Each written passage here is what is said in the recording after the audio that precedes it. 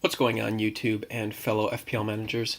Today, I will be taking the time to look at how I did in Game Week 5 and look ahead to potential wildcard teams for Game Week 6 as I have activated the wildcard.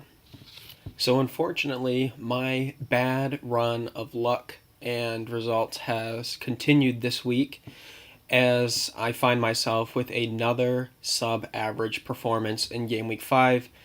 You can see here 46 points with a game week average of 47 points for a game week rank of 2.6 million. A very disappointing week for me. I considered using the wild card many times during the national break, and I looked at how I would have done if I would have played the wild card I looked at in the last episode, and I would have ended up with 60 points this week, which I am disappointed to miss out on those extra 14 points. However, my thoughts regarding the wild card have changed, and the team that I was going to initially bring in last week is definitely not the team I'm looking to bring in now. You know how every single week is different in FPL, and our plans change every week depending on who's hit form. So I still think I made the correct decision holding on to the wild card till this week, although I would have seen at least 14 more points if I would have played the wild card last week, so that is disappointing. But now let's hop in and take a look at how my team actually did this week. No clean sheet for Chelsea or Liverpool on the weekend, which Liverpool wasn't surprising against Tottenham, but Chelsea expected them to keep a clean sheet this week against Cardiff. Got the win, but couldn't keep the clean sheet. Wan-Bissaka, my best performer of the week probably, along with Roberto Firmino, kept the clean sheet, got all 3 bonus points for Crystal Palace in their win over Huddersfield. Benjamin Mendy, a late injury for him. He did not. He wasn't even part of the game week squad for Manchester City, so disappointing not to have him on the field. He always has big potential for points. And even more disappointing was I had no one to come off my bench that was a defender at least to get the points for him. Obviously, Højbjerg with a fantastic week in the dream team on my bench, so that was disappointing. And despite Chelsea's big win against Cardiff, Pedro wasn't involved in the scoring. Willian came on and got a goal and an assist late, so disappointed there. It seems like whoever is getting subbed on at the moment is the option you want in the right wing spot at Chelsea. Bernardo Silva, if you watched the City game, Bernardo Silva was fantastic this weekend. He should have at least had a goal and assist. He missed a couple of pretty simple chances. He looked great, but once again, really, not able to return points at his price. Not really looking worth it anymore. Again, Mkhitaryan didn't even make the starting 11 coming off the bench. What a disappointment. He's now dropped in price and has since been excluded from my new team. And also, Mo Salah, what do we do about this guy? He still has over 45% ownership, but a second blank in the row. And at the time of recording this, Liverpool have just beaten PSG in the Champions League. And again, Salah not involved in the goals there.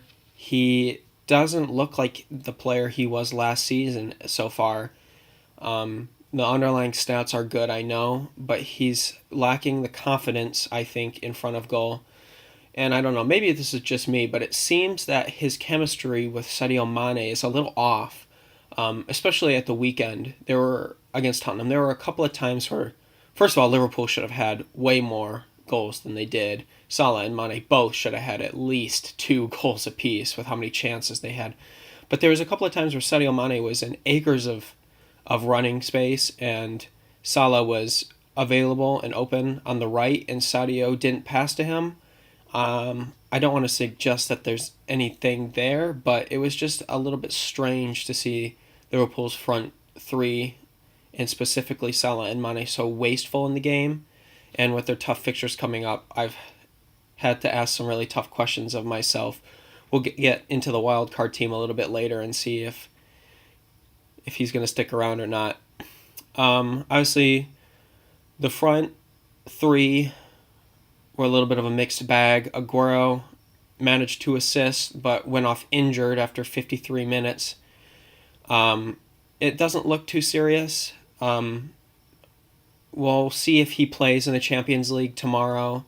If he plays tomorrow, which I don't expect him to, I'll be a little discouraged. If he isn't playing, funny enough, I think that's an encouraging sign that, Jesus will play the full 90 minutes in their Champions League game, and then Aguero will be fit for the weekend, hopefully.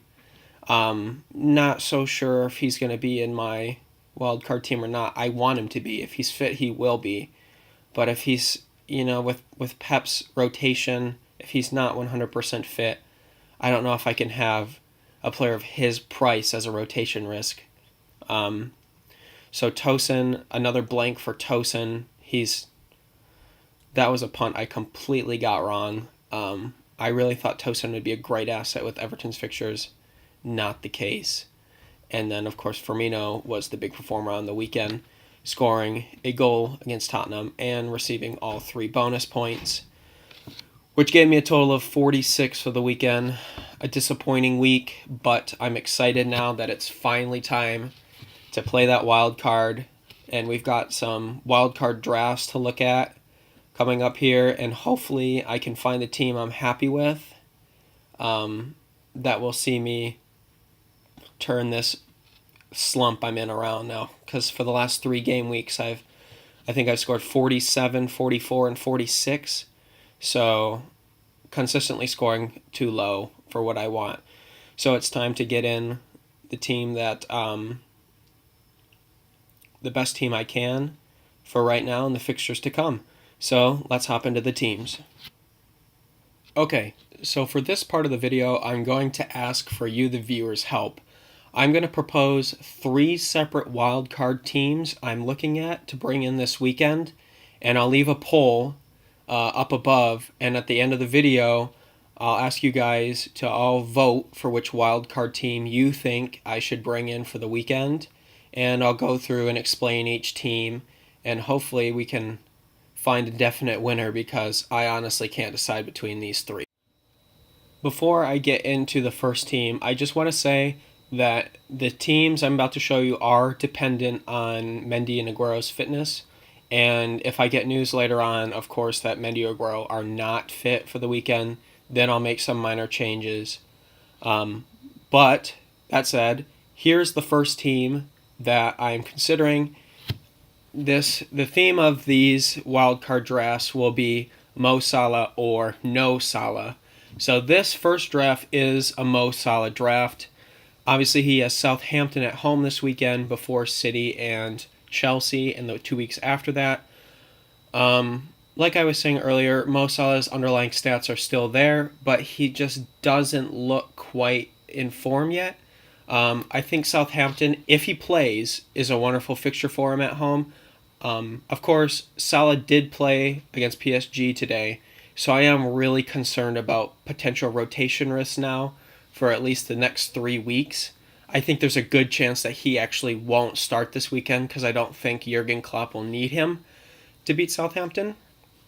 So I'm not confident picking Salah if I don't know for sure he's starting, but I'm also not confident leaving him out. But this is just the FPL dilemma. So this is the first team I'm looking at. It's the back 3 that we've pretty much established over the last 3 or 4 weeks now of Mendy, Robertson, Alonso. I don't really want to drop Robertson. I don't think he'll keep clean sheets against City or Chelsea, but I think there's potential for attacking returns. And there's no other defenders I'm really that excited about, honestly. Maybe Holebas. I was really high on Trippier last week, but Spurs look like they have some serious problems right now, especially in the defense with set pieces. They conceded another header against Inter Milan in the Champions League today in stoppage time to lose their opening Champions League game. So their defense is looking really bad. I'm going to steer clear of that. interestingly, this entire draft is Spurs free, which is funny considering last week I talked so highly about Spurs fixtures. But we'll see later on if all drafts are that way. But so this draft, the standard back three, obviously I've got the Hazard jersey on right now, and he's the biggest bandwagon of the week after scoring a hat trick against Cardiff. I don't know how to feel about Hazard. He's not an attacking monster. He's not a traditional FPL player in that he's usually more likely to look for the assist than the goal. But Chelsea are a completely different team this season. Their attacking style is fun. It's fast paced. We always have the ball. And I think that Hazard could really thrive in this system. After the game this weekend, Maurizio Sarri was quoted saying that Eden Hazard could become the best player in Europe in the next year or two, which he's nowhere near Lionel Messi's level, obviously, but it is exciting to think what he could achieve in 2 years if Sarri stays the manager and we stay successful with this attacking style. So Hazard's in this draft. I've decided to bring Richarlison back in straight off suspension against Arsenal. Arsenal's defense is just not good, and I think that Richarlison is still a great asset. Can come right back in the team against Arsenal and return points. Fraser, obviously a huge weekend this weekend. A ton of people are going to be transferring him in.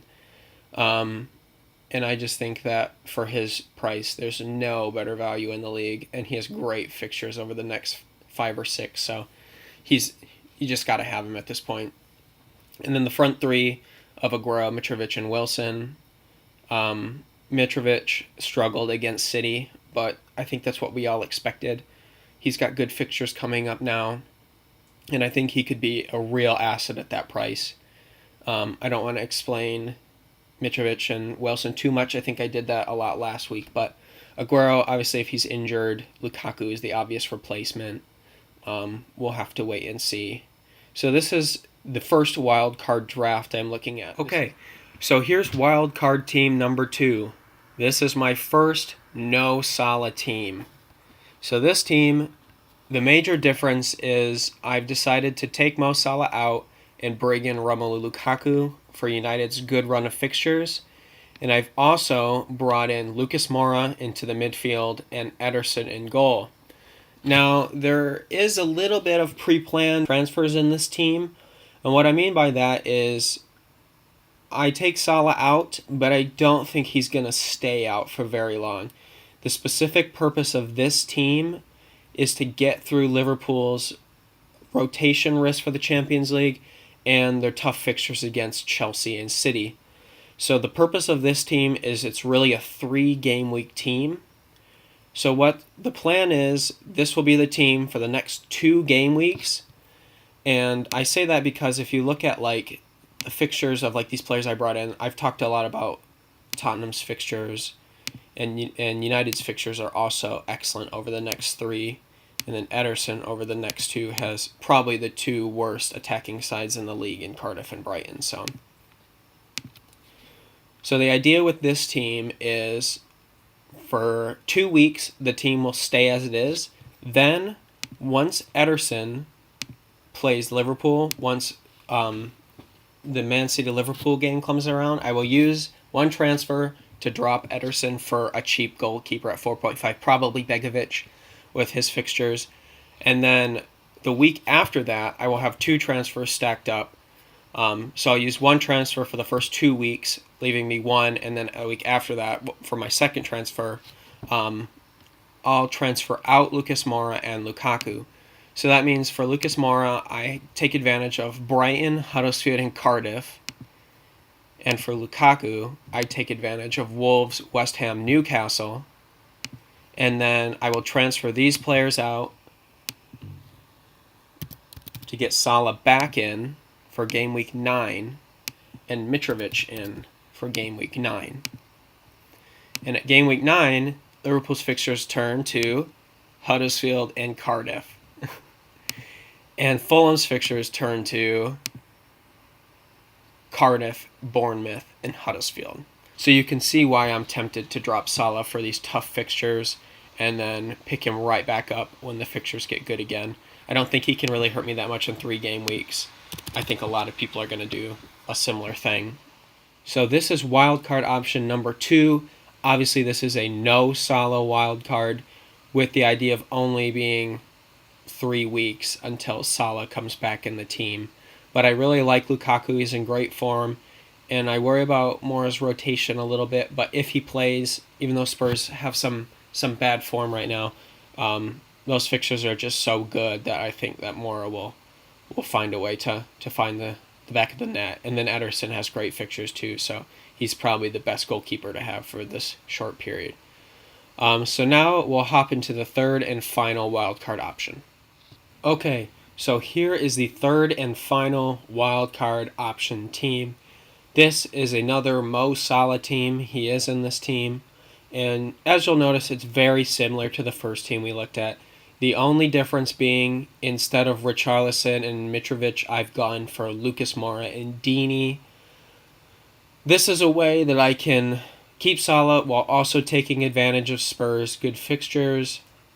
The idea behind this team is that despite Richarlison's good form for international level, and despite the fact I think that he'll hit the ground running against Arsenal,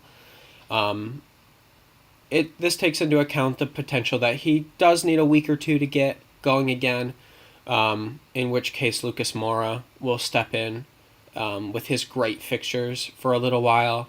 And then Troy Deeney, since I can't afford Mitrovic in this team, will cover up top. I say Deeney has had 25 points this season. He's been a decent option.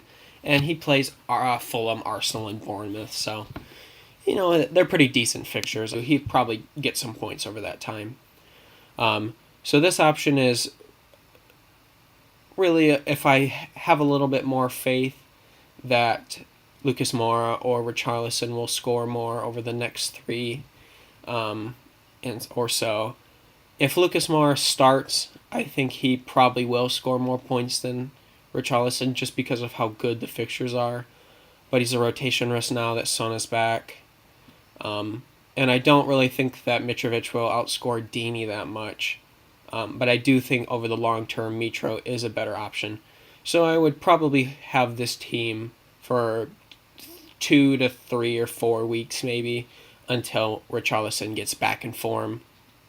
And then maybe for game week 9, when we saw Mitrovic has Huddersfield, Bournemouth, and Cardiff, that's when I would transfer Mitrovic back in. So I think that is going to wrap up this game week review and wildcard preview. I've given 3 separate teams now, 2 with Salah, 1 without. I can't decide what to do.